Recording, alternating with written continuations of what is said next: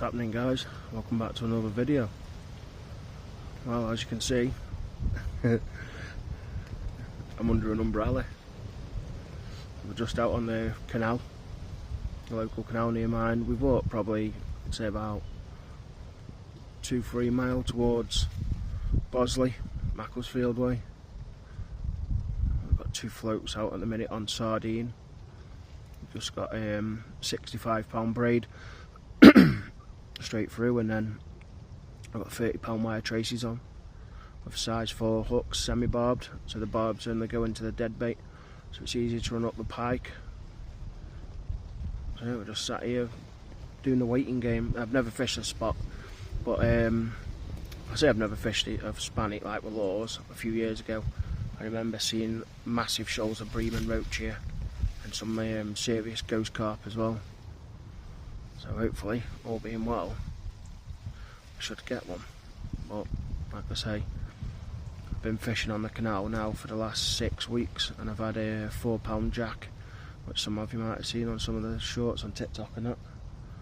So yeah, we didn't give out any rain, and it's raining again. We should have been here first thing this morning, but the weather this morning when I woke up at 6 o'clock, I was not going out in that. No way. It was blowing like crazy. The rain everywhere, the ponds flooded in the garden. Yeah, I haven't put an overflow in that. So yeah, I'll spin you around, guys. I'll show you where we're fishing. So guys, as you can see, I'll zoom in. We've got a pencil float there, medium size. So basically on the bottom with the dead baits, and the bite indication will be the float pops up, stands up to attention, and then drops back down under the water. And then same with the little float there, guys, roughly around about in the middle of the canal,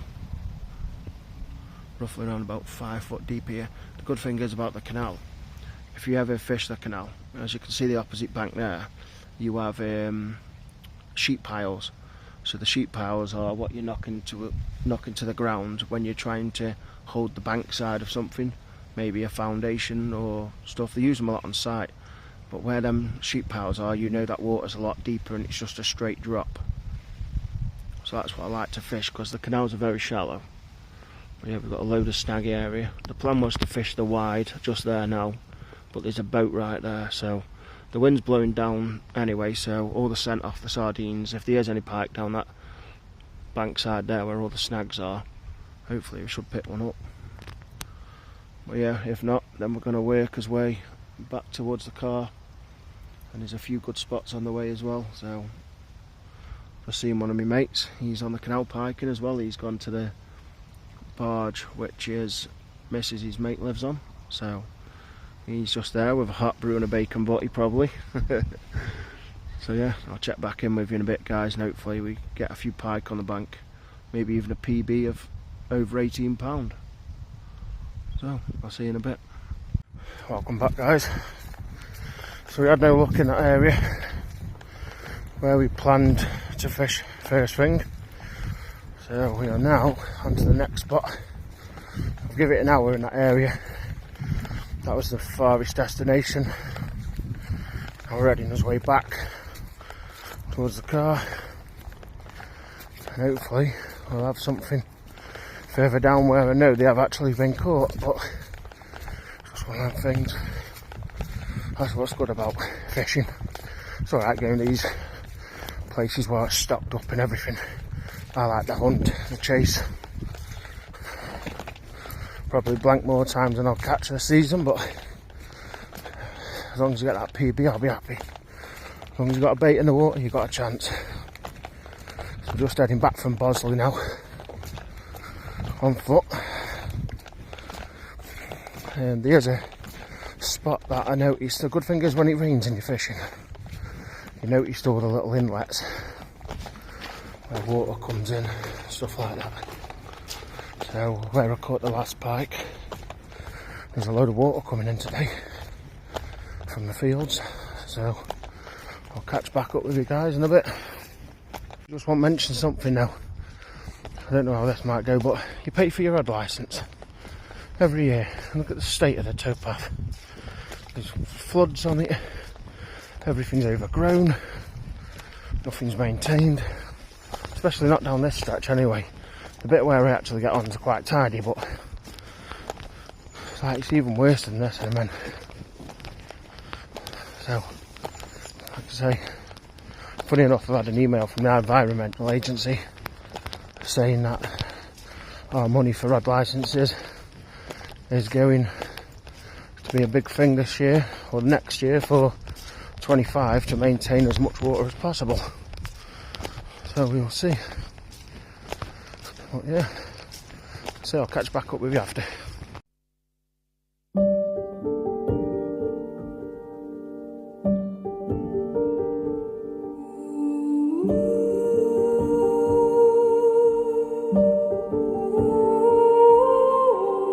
Welcome back everyone. So we're just further down now, where the sheep piles are now. Nice stretch of canal, to be fair. Seen some massive carp in here over the few years that I've fished here.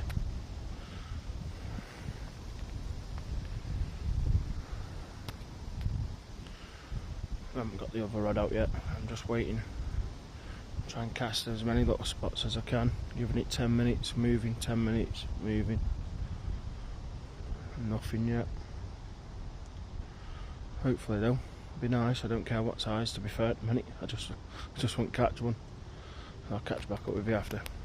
Well guys, it is now Monday afternoon, and as you can probably tell by the video, we didn't catch any pike.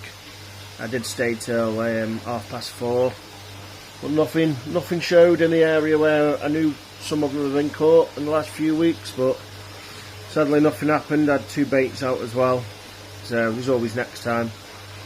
I think the next plan is to work away from, so basically where I'm fishing at the minute, we're going to head the opposite way now towards Stoke and aim on that stretch of canal. We're going to probably aim for like a mile at a time for each section. I don't know, see what happens. But I come home to, well unfortunately I come home to the fish room nearly on fire. So yeah, let's get into this one. So guys, what's happened in the fish room? Well, as you all know, I decided to get a new heater after the air source heat pump packed in, which is a 3 kilowatt Aqua 40 heater. Yeah, not good. I'll spin you around to show you what happened. So guys, this heater, this whole thing you can see now is the bane of my life. No matter how good you are at fish keeping, there's always a time when it just ends up having a rough patch, and I admit a rough patch, it's pissing me off. So basically, come home to the heater. Well, all these electrics in here run from the mains in the house, so it's all properly done, everything. So the heater was plugged in to the socket. Luckily, it hadn't actually damaged the socket, it was only the plug that was damaged. And the plug had melted where the fuse was, and hadn't even tripped anything. Like, and I don't know if it tripped the fuse in the plug itself, I'm not too sure because I weren't here. But yeah, there was an horrible smell. If you ever smell that burning electrical smell, it is horrible. Like I say, luckily it hadn't damaged that socket, that's why we're still on. But yeah, the amount of power it draws to heat this pond is unreal. And bearing in mind as well, at the minute, after having quite a substantial electric bill, all the pipe work outside now is fully insulated to the max. Everything's insulated, all the pipe work, even the beads wrapped up, everything in double-sided foil bubble wrap and pipe cladding. So yeah, we've done away with the heater, it's here. So what happened was, it had I've just made a mess guys, it had this is just another plug with 13 amp plug, so it had a adapter plug on here actually guys, I've got it here. So it had that on, same as the other bane of my life outside, which is the pond pump, which is the Superfish pond pump, and I fucking hate that as well. That's going soon. But yeah, they've got these adapters on, so I went onto Amazon and bought the actual adapter from this to the UK one. This isn't it, by the way, it's in the bin because it's melted. But yeah, I plugged this back in This has got a 13 amp fuse in. It's off the UV, that's why I've done that, because UV's out of action outside at the minute.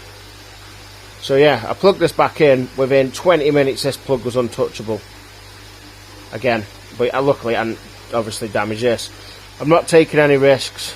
This has been decommissioned. I'm not using it. It's pissed me right off. So basically, just mind the video, guys, and I'll show you what's inside these. So there's a kettle element. This is like a kettle element in here. So basically, to me, this heater, yeah, it heats the pond, but when it's on, it must be literally, like I say, it was I think at one point it was 93p, and then me and the missus actually double checked it, it was £1.23 an hour it was using, and that is not good. So as you can see in there, there's like a kettle element, guys. And to me, having something like that in the heater is basically like literally boiling the kettle persistently. And you have to fit it like that as well, stood up. So if the pump ever does stop, it holds its water, and then I think it will just boil the water inside, if I'm honest. So yeah, it's scary. I'm not really. Twice it's happened now.